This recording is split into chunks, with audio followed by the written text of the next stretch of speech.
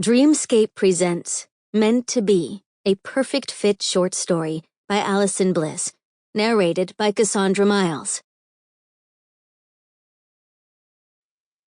Chapter 1. Brett Carmichael blew out a huge sigh of relief. Not only had he just clocked out after another busy day at the garage where he worked, but after almost a year of long days and miserable nights, things were finally starting to look up. Thank God. For months, he'd been scouring the entire Granite, Texas area, looking for an old building that he could buy and turn into an automotive repair shop. After all, he'd been dreaming of opening his own garage since he was 15 years old.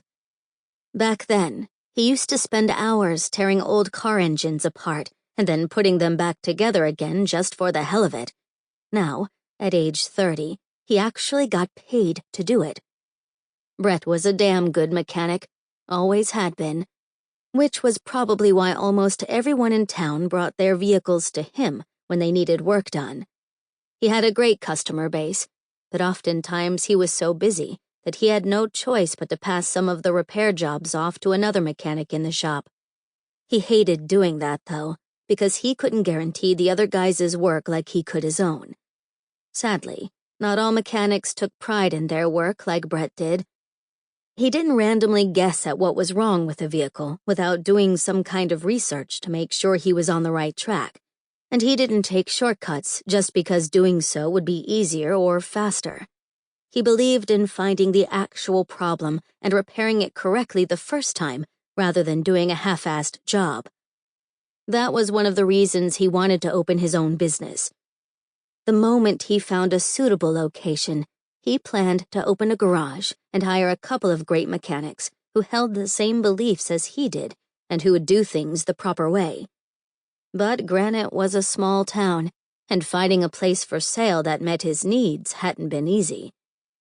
Brett didn't need anything big and fancy. He was used to working in cramped quarters and spent most of his time crawling around under a hood or sliding beneath a car on the cracked wooden creeper that his boss was too cheap to replace. But there were a few requirements on which Brett, unlike his boss, refused to budge. The structure of the building needed to be large enough to house a separate waiting area for the customers in order to keep them safe and out of the mechanics' way. Also, the parking lot needed to have enough lighting to be secure and have enough space to store vehicles overnight if necessary. The last thing he wanted to worry about was a customer getting hurt or their vehicle. Sample complete. Ready to continue?